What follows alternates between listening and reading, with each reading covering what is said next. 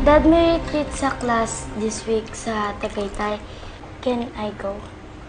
You're grounded. Nakakalimutan mo ba? Pero Dad, activity yun sa school. At saka may mga kasama naman kami teacher Di sabihin mo sa kanila na hindi ka makakapunta.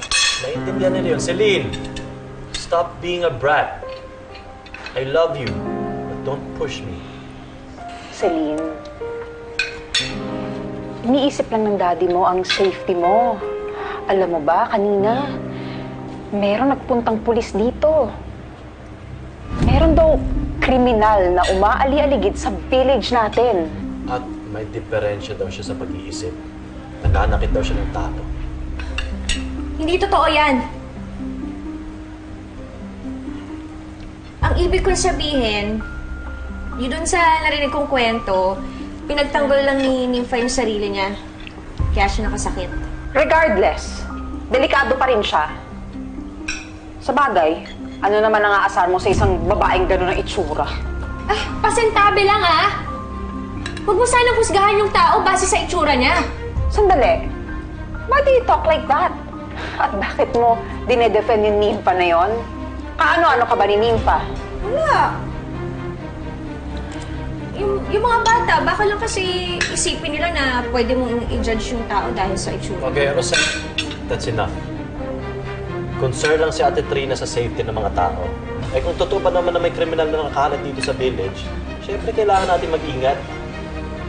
Sana nga mahuli na yung babae yun bago pa siya makasakit ng tao.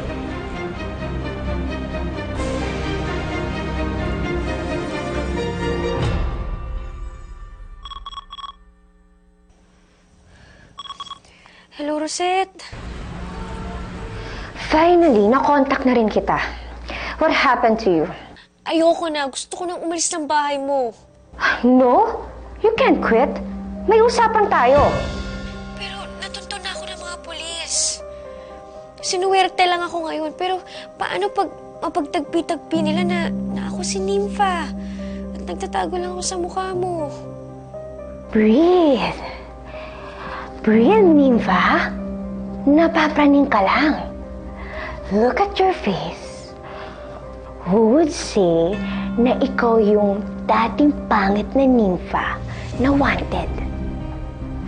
Just stay on script and nothing wrong will happen. Basta, ayoko na.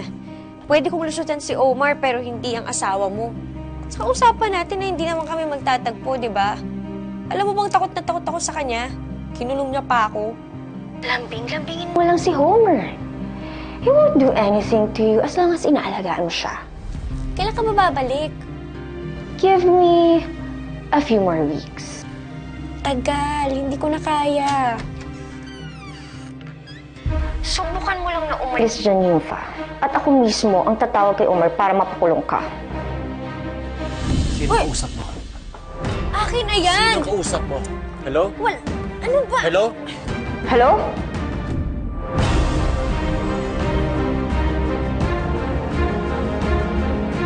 Hello? Sumagot ka! This is Marga. Sorority friend of Rosette. We're just catching up.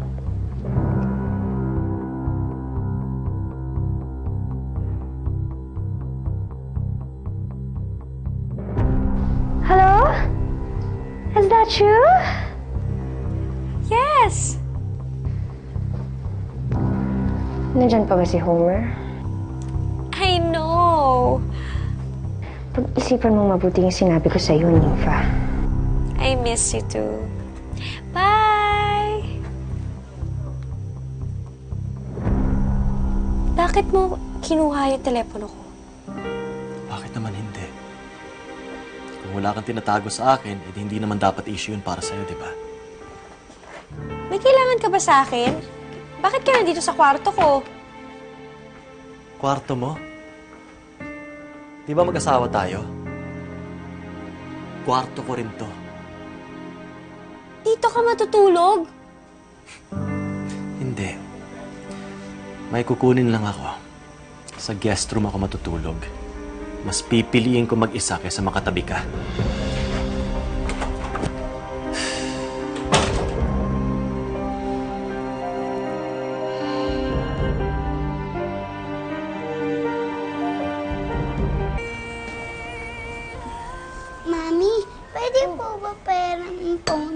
Kasi po si ate nirararo niya yung tablet niya eh. Alam mo, Julie, yung ate mo, tatalunin si Maricel Soriano sa pagkatari ko, ano? Naku, kayo talaga, ma. Masyado kayong joker. Kung si Celine, taray ko eh. Naku, ano naman yung tawag sa inyo? Sungit ba ako? Actually, ma, parang yun nga lang din yung namana ni Celine sa inyo eh. Grabe ka naman. Hindi naman siguro. Baka may iba pa. Alam ko na, kunin mo yung mga pictures namin. Ah, yes, Sige, ma. i-compare natin. Okay. I'll be back. Kaya ka na. Ang sarap. Ang galing gumawa, no? Naku, ma'am, ito na po yung mga picture nyo. Ayan. Itkabibitin?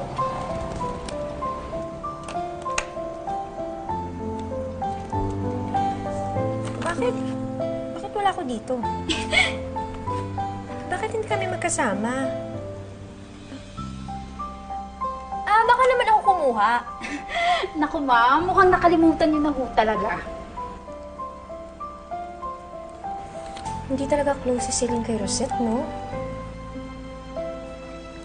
Sa akin, Ah, yes, ma'am. Ganun na nga kasi nga, daddy's girl yun si Celine. Ako naman, mommy's boy. Kain ka na. ano yun? Dali. Dali.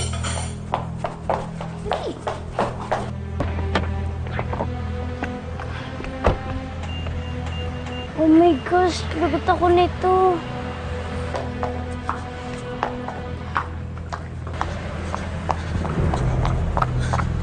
Anong nangyari?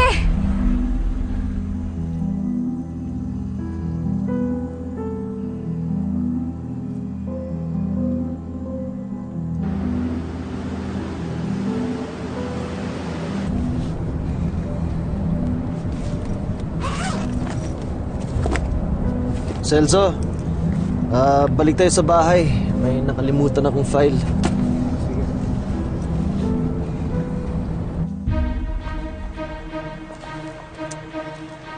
Celine naman. Alam mo nang hindi ka na pinayagan ng daddy mo, tinuloy mo pa din. Magagalit si Homer pag nalaman na yan. Mami, pwede ba? Mamaya mo na nga ako pagalitan. Kami na ni Teo yung bahala dito. I'll call Kuya. He knows someone who takes the call. Parang ang dali lang ah. Ang gagawin natin dito?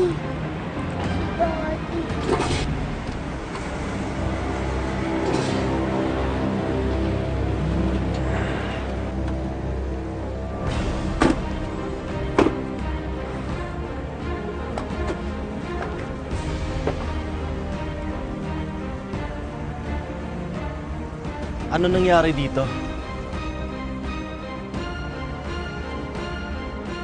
Are you all deaf? Ba't wala sa inyo nagsasalita? Daddy, What, Celine? kasi po, Sinong nakabangga ng kotse ko? kasi... Ako! Ako, Homer. Ako may kasalanan.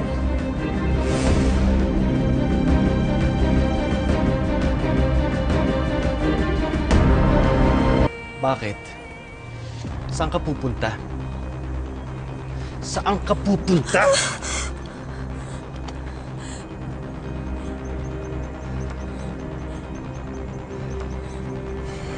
Halika, pasok muna tayo sa loob. Huwag tayo mag-usap, ha? Sige na. Mami! So sorry.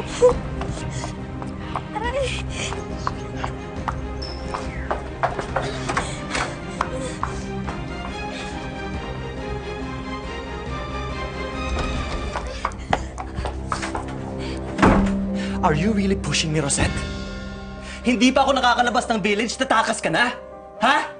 Hindi ako tatakas! Okay. Eh di saan ka pupunta? Ha? Stop playing with your fingers and answer me! Mag-grocery lang ako. Wala na kasing pagkain dito sa bahay eh. Hindi ko naman mautusan si Juliet na bumili.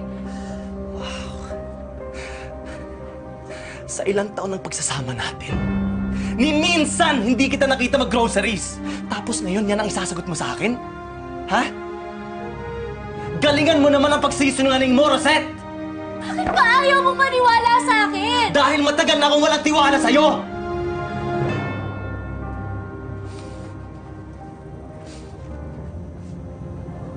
Sabihin mo sa akin ang totoo. Saan ka pupunta? Pupuntahan mo yung lalaki mo? Ha? Hindi! Akala mo hindi ko alam? Matagal ko nang nadidinig na may kabit ka.